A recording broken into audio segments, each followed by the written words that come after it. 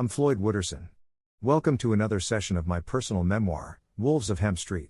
Make sure to like, subscribe, and turn on those bell notifications to make sure that you don't miss new chapters being uploaded weekly.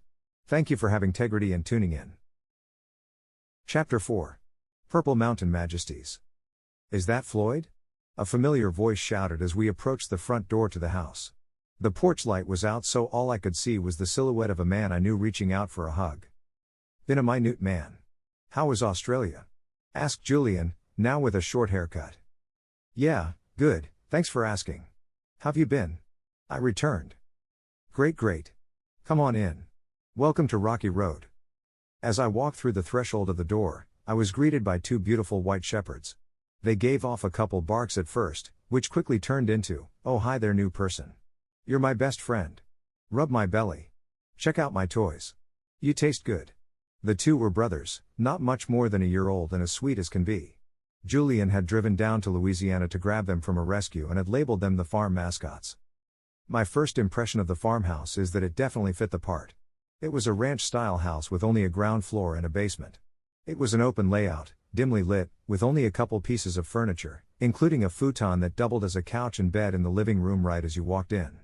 In a corner at the back left of the house was a high-top dinner table that also seemed to be a workspace, complete with a wooden bookshelf behind it. Julian had his laptop opened and notes scattered across, as he had been working late. To the left of the table and the right of the living room was a hallway that led to the 3 bedrooms and a bathroom. On the back wall and to the right of the dinner table, was the kitchen area. Continuing from there, as if rotating clockwise, was a sliding back door, another living area with an old wood oven stove, basement stairs, and the garage. Because Brad, one of the farmhands, was out of town, I was granted his futon in the basement. Downstairs was split into 2 sides. On one side lay the futon I would be commandeering, a drum set, PA system, and 3 guitars. On the other, an indoor grow for clones and seedlings. The 2 sides were split by a large, tempered glass wall, and there was a little room directly under the stairs with 2 doors to divide the sides of the basement, helping to keep the grow room clean. With lights on 24/7, there was a big black drape that hung from the ceiling to block out the lights on the studio and futon side. This was my new, temporary home. After Teddy gave me the quick lay of the land, we went back upstairs to grab a beer and catch up with Julian a bit more. "So what's the deal with all this CBD stuff?" I questioned Julian. "Oh man, it's the future. Have you had any yet?" he asked. As I shook my head, he reached behind to the bookshelf and grabbed a small tincture. "Here you go, you can have this one." As I thanked him, I looked the bottle over with the thick, clear oil inside. Full spectrum hemp extract, it read. Being quite skeptical at first, I put it in my pocket, not quite ready to try it yet. Julian then went on to explain what happened after the rooftop business fell through. He and his girlfriend had broken up, and he decided to pursue hemp full time. To catch the early wave, Julian moved out of Denver and up to Lone Eagle, which was a hot spot for growing. The hemp pilot program for Colorado was in 2014, only 4 years prior, with only a handful of growers that first year. But ever since then, there was growth year after year of more farmers starting to grow the crop. Julian clearly saw something in its infancy when he and Nathan started Global Hemp Trade a couple years prior. Only 2 years in, Julian was now a seasoned veteran of the industry, knew the business ins and outs, and had a network that spread all over the lower 48. In fact, he was making quite the name for himself. Everyone wanted to have the contacts that he had. Teddy had wanted to get out of Denver also, so not too long after Julian made his departure from the city, he followed. The two of them worked well together and were starting to get passionate about the CBD space. I think that after the rooftop fell through they didn't quite feel fulfilled, and heading up to hemp country would change that. The late night conversation was starting to fizzle, and it was time to pack in. My first day was in the morning, and I wanted to rest up, so I said goodnight to the pups and the boys. I went downstairs to unwind. I wanted to be ready to go the following morning, so I decided to prep, unpacking my outside work outfit. After I lay down, closed my eyes, and felt the tiredness creep in, I noticed the faint but obvious sound of scurrying and clicking above me. It was a sound that I was all too familiar with and triggered a little bit of PTSD. If it were what I thought it was, I wouldn't be thrilled. I hoped it would eventually stop, but it didn't. I had to know. I slowly leaned up from my bed, put my 2 feet on the cold floor, tiptoed over to the light switch, flicked it on, and followed the sounds. Sure enough, in the corner of the room, there was a hole where the wall met the ceiling, and I could see an eyeball looking at me. A mouse. No, I groaned. Now I know this is what you can expect from a farmhouse, but to give it some context, I lived in a mouse-infested house in Denver. They ruined everything, gnawed on clothes and important papers, died everywhere around the house, would jump out at you at the most random times, and would leave little mouse poops everywhere. Putting it bluntly, I don't like mice. Too tired to deal with it, I put in my earbuds, turned on Café Del Mar, and forgot all about the party that was going on above me. Ignorance was bliss. "Floyd. Rear ready for work?" Teddy yelled down to me. I was groggy as I rolled over and put my feet on the ground. Yeah, be up in 5, I grudged. 9 times out of 10, I am not a morning person. Give me an hour before we even start talking about anything. I was on the fence here. I was tired, yes, but also ready to get to work and make some damn money. It was just shy of 8 a.m., which was late according to a farmer. Really late. With harvest 2 months down the road. "Come check this out," Teddy said after I got upstairs. He handed me a breakfast burrito and an apple. We walked out through the sliding back door to the small backyard and over to a large apple tree. "We have all the apples you need. Quite a fruitful tree this year." To be honest, I had never really seen an apple tree before. This one may have been 100 years old and was loaded with fruit.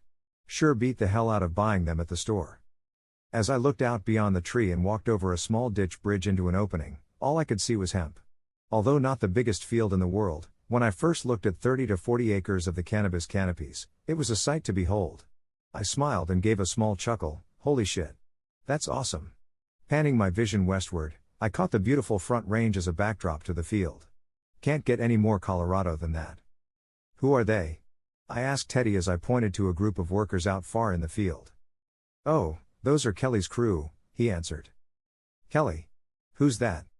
"He's a hemp farmer in town and is partnering with us here. We're also using his seeds." This meant nothing to me at the time, but little did I know the incredible reputation that Kelly and his crew had in the genetics space. We would be working side by side with them, making it important to bust ass, learn as much as possible, and get used to the altitude again quickly. I knew how competitive the space was and wanted to make sure that everyone knew I was up to the challenge. However, it wasn't time for me to work in the field quite yet. It was only day 1, after all. I was thrilled about learning all I could about the plant, but there was a more pertinent job that was given to Teddy and me: building a fence.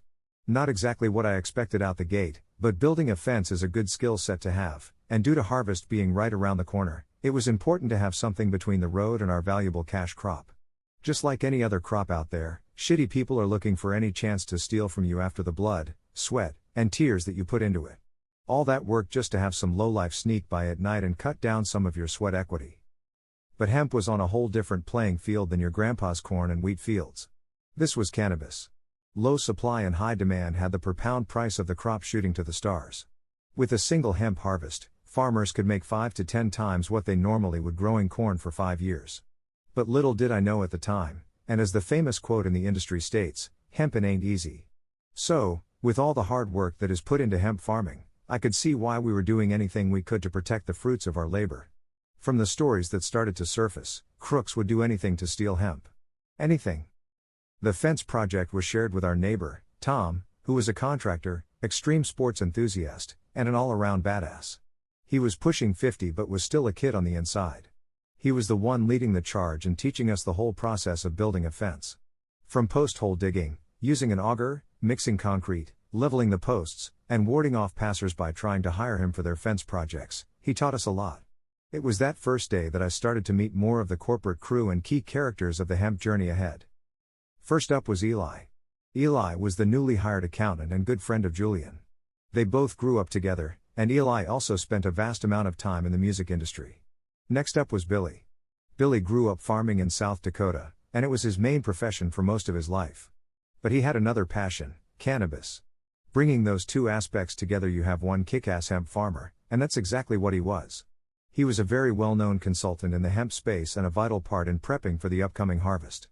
Being a good judge of character when meeting new people, I knew right away that Billy and Eli were great members of the team.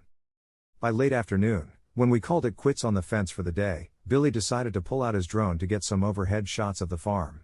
Eli, Teddy, and I went walking in the field so I could see the plants a little better and start my long process of learning more about them. Eli and I got to talking, and after mentioning that I had just gotten back from Australia, he told me that he had spent a good amount of time down under as well. We talked about the Aussie slang, their food, snakes, jellyfish, rugby, boomerangs, shrimps on the barbie, and of course, Steve Irwin. I only stayed on the eastern coast of the country, while he ventured down into the Barossa Valley outside of Adelaide, which is arguably Australia's Napa Valley. Those in Western Australia would argue that it was Margaret River. But before too much Shiraz talk, it was time for Eli to go home to his family, Billy to head back up to his home in the mountains, and for Teddy and me to have some dinner. I was starving. As we ate outside on the picnic table, drank a couple beers, and continued to catch up on the past year, the sun was getting lower and lower. It was turning into one of those beautiful summer nights. Eventually, after finishing up his work, Julian and the pups came outside to hang out as well. Time kept slipping from us, and soon we were getting bit by those little devils called mosquitoes. But these weren't your suburban backyard mosquitoes. These were mosquitoes trying out for American gladiators. And there were thousands of them. But one thing was for certain: if I was going to be working on the hemp farm, I would need to suck it up and get used to it. There were to be many late nights ahead. As part of a routine, at the end of most workdays Julian would go on his walks around the field. It was therapy for him. Time to let his mind go, let the dogs get their exercise, and to have one-on-one time with the plants. Tonight was no exception. Teddy and I decided to join him. Now, I didn't know it at the time, but because it was August, the plants were starting to pre-flower. I had no idea what that meant nor how it worked. I was a complete noob to farming, to growing plants in general, and most definitely to growing cannabis. Teddy helped me understand that the plants were turning from vegetative, growth, state into flower, budding, state. Pre-flower was the in-between. But as we continued walking up and down the rows, looking at the beautiful pink pistils that were starting to show, I looked up to see an absolutely magnificent sight, one that in all my years in Denver I maybe saw once. Straight from the song /Am made popular by Catherine Lee Bates, what stood before me was truly purple mountain majesties. The sun had just reached its perfect spot behind the mountains to somehow emit this bright and beautiful purple glow off of the western peaks. And where in Denver you may only see one mountaintop in between the buildings and outrageous apartment complexes, here we had views following the Front Range as far as the eyes could see. As I stood there for a while like a deer in the headlights, I whispered to myself, "Floyd, you're home. Welcome home." Chapter 5. Blue on Black. A week or so went by working on the fence and it was finally coming together. When I started it was maybe around 25% complete and now we were looking at almost 75%. I was enjoying the work and started to feel right at home. The work was not for the faint of heart with its long days, sore muscles, bumps, bruises, and blood. But it was worth it. I was in an exciting industry. I got tough as nails like a farmer, made $100 a day, and had a place to sleep. Not much more you can ask for when you're knee-deep in credit card debt. As days went by, new faces started popping up around the farm. First was Ralph, Julian and Billy's business partner from Louisiana. He was an older gentleman, free-spirited with long white hair, yoga pants, and his trusty fanny pack. Ralph was the owner of a startup CBD tincture brand, Farm 2 Flower, the very tincture Julian gave to me when I arrived. He and Julian focused mostly on the business and financials of the farm operation and the tincture business, while Billy took charge of the daily operations of the farming at Rocky Road and our partner farm, Sunflower Ranch. Billy, a savvy businessman as well, was also part of the deal-making process, but farming was his main beat. On the other side was Kelly and his company, Kelly and Grow Genetics. His business partner and lead farmer, Connor, was born and raised in Lone Eagle and had been farming since he was a young un. He would work side by side with Billy, both being the most senior two farmers on the crews. I met Connor not long after I started while Teddy and I were working on the fence. Connor had pulled up in his dually GMC with a gooseneck trailer, dropping off a Kubota tractor for the K&G crew to use. He had long hair down his back tied with a simple ponytail and a trucker cap on. He couldn't have been more than a couple years older than Teddy and me. "Hey Connor, this is my buddy Floyd. Straight off the plane from Australia. I worked with him in Denver," Teddy said to break the ice. "Hey. Nice to meet ya, Floyd," Connor said with introverted mannerisms. "Nice to meet you too. I'm just happy to be back in Colorado," I replied as we shook hands. "Make sure to drink plenty of water," he said, referring to the elevation. "Will do." With that, he gave me a small grin and went on about his business. One of Kelly's new growers, Angel, was one who I saw a lot. He had started at the beginning of the summer, and this was his first harvest with the crew. He had spent years growing weed out in California but was originally from Miami. He was of Cuban descent. Although I never saw or met Kelly in the first month or so, I had learned that he was also from Miami, thus a potential reason for hiring Angel. Kelly was a myth. His reputation in the space was vast, but he was a ghost. I think he liked it that way and may have even created an enigmatic persona on purpose. One thing for certain was that he had the best seeds and genetics around. He ended up crafting the staple CBD genetic that was widely used and constantly ripped off, the only strain that had high CBD but remained below the 0.3% THC threshold. Everyone wanted to buy his seeds or his company as a whole, if not his secrets. From there they could clone and mass produce them, something that Kelly and Connor put a lot of time into preventing. Protection of IP was huge. But it was inevitable. It was going to happen. And lastly, after hearing jokes all week about him going AWOL, Brad returned. At first, I had a sour taste in my mouth toward him. I couldn't tell you why, but it was probably because his absence had stressed Teddy and Julian out. They needed him to get back to work. And me, fresh and ready to put the time in, had no patience for no call, no show while leaving coworkers high and dry. I'd dealt with that in the service industry way too many times. Brad, originally from the East Coast, in particular North Carolina, had a degree in horticulture and even studied abroad in beautiful New Zealand. He found love in growing plants in general, but most recently in growing hemp, thus he was out in Colorado. On his sabbatical away from the hemp farm, he had been spending quality time with his girlfriend in town visiting from the east. They had been up in the mountains without cell service, or so they said. That could have been the case, but we were all unconvinced. I could understand him wanting to spend time with his significant other. I've been in long-distance relationships before. But communication is key. At the end of the day, I was probably just bitter that he found love, and I found rocks in a field. I forever will hold the mental picture of him the moment he stepped out of the truck upon his return.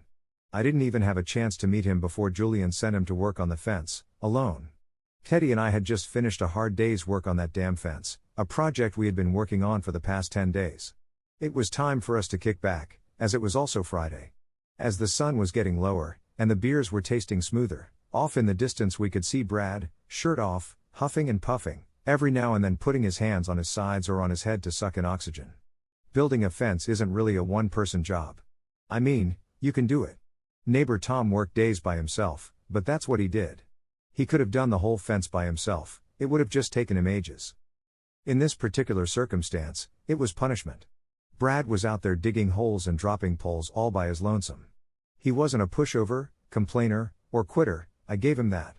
Maybe I should give credit where credit is due, I thought to myself. Well, he ended up gaining my respect, and I actually grew to enjoy his company. But on that hot day, in that lawn chair, looking out at him hurting, it didn't stop me from leaning back, smiling, and gulping down the last of my beer before cracking open another. Like a lot of people, I was skeptical about CBD at first. Does it even work? What's the point if it doesn't get you high? It's probably all just snake oil.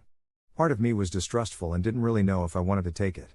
I knew that the tincture coming from Julian would be of the best quality, and if I wanted to pursue this industry further, I should probably get to know my company's product.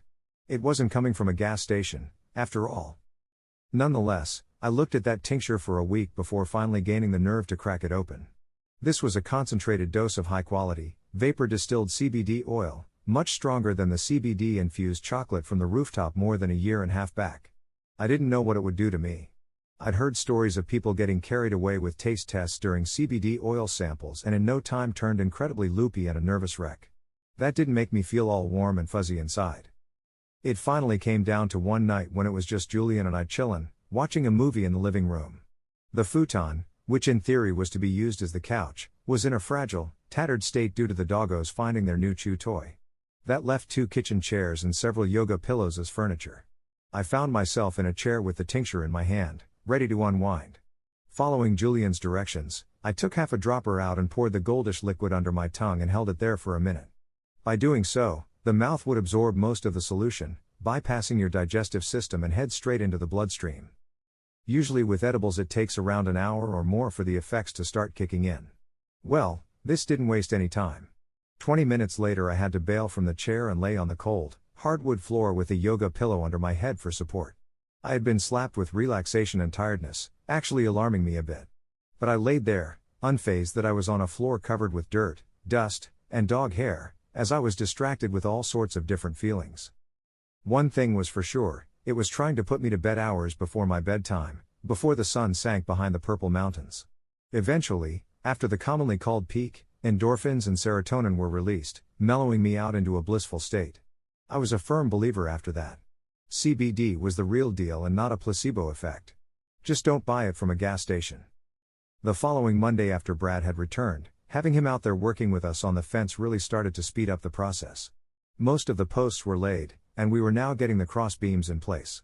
On the outside of the house was a newly bought, neatly piled stack of 12-foot-long 2x4s. The new lumber, used for the fence, was loaded in the back of Brad's pickup, driven through the front gate, and dropped off at each fence's section for neighbor Tom to start hammering them in. Whenever we would get way ahead of Tom, we would hop off the truck and help him catch up with our staging progress. It was tedious and repetitive, but each hour you could see the progress we were making. The afternoon sun was reaching its hottest temperature of the day, signaling that we were drawing ever closer to clocking out. As Teddy and I hopped in the bed of Brad's truck with another load of lumber, I went into a daze, embracing the rushing wind in my hair. I always loved riding in the bed of pickup trucks. It was almost like you weren't supposed to. Like you were a rebel doing something illegal, yet you felt so free while doing so. Well, that feeling didn't last long. While gazing up into the large hackberry tree at the front gate, wondering about the vast ecological community that called it home, I heard a resounding thud, just below my line of sight. The pain didn't register at first. In fact, the numbness did. Then the throbbing. Then the shaking. Then the blood through the glove. It all happened so fast, and my daydream state contributed to the confusion about what had just happened. To this day, I'm still in the dark, but what I pieced together was that while exiting through the front gate, one of the 12-foot pieces of wood must have been sticking out too far from the truck, catching the gate's wooden post, pulling it back like a catapult. As the truck continued forward, the wood bent far enough to create a U-shape. When it was finally free, it snapped straight into my hand, the base of my ring finger taking the brunt of the blow. That was my theory, at least. Once the pain and swelling sunk in, it was unbearable. My hand was numb, stinging, burning, aching, and bleeding all at the same time. The swelling was so bad that my hand was 3 times its normal size and was incapable of making a fist. I started to freak out. I didn't have health insurance and I was less than a month into a new job. The last thing I wanted was to have to take off work due to this and risk the chance of being let go prematurely. I had just found Rocky Road a shelter. But, like great bosses should do, they offered to pay for any doctor's visits if I should need some. Faye, who had just started to work on the farm, had luckily spent some time in the medical field, so I went straight to her for inspection. She felt my fingers and bones and had good news, nothing seemed broken. According to her, if I hadn't had the padded gloves on, my ring finger would have surely cracked. A beer and ice for the pain, and my day was done. My hand modeling career was over before it began. The next few days I didn't let the bum hand keep me down. Because I was told to take some time off from outside work, I decided to help clean the house. Over the weeks, with a dozen or more people constantly coming in and out of the house and tracking in the lovely farm dust, the inside was now a musty dust bowl. When the sun would reach the western-facing windows and shine into the living room, the rays exposed the floating dust particles from their hiding place. On my sleeping side downstairs, it was clear that I had made it a dust zone as well, leaving me more work to do, but even the simplest tasks weren't easy. My hand, blue on black and purple on green, was basically useless. I couldn't get a good grip on the brooms or the mops without a stabbing pain traveling from my fingernails to my elbow. Even falling asleep at night was damn near impossible. If I dozed off and turned onto my hand, the pain would spring me up with a revolting groan.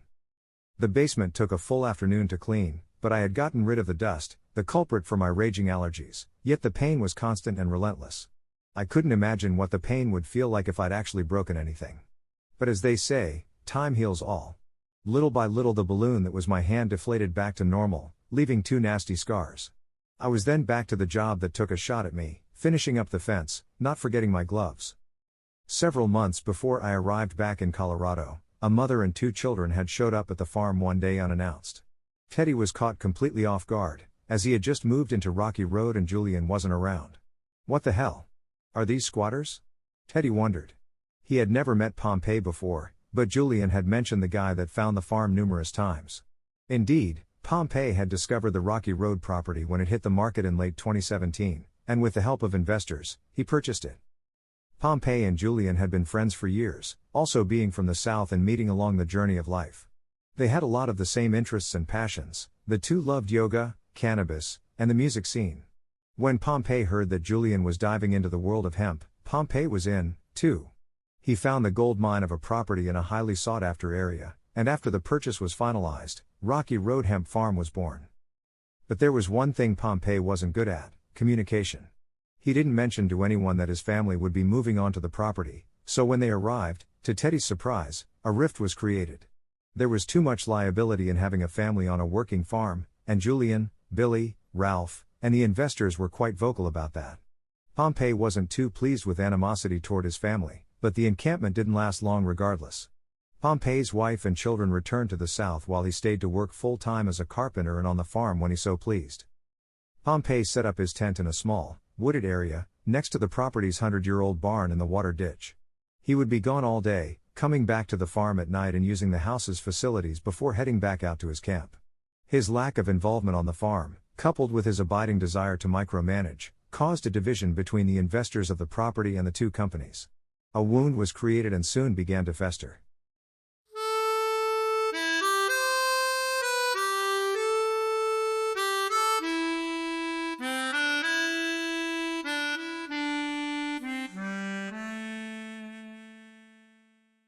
Thank you for tuning in.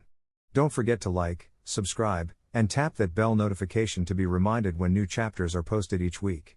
And until next time, don't forget to have integrity.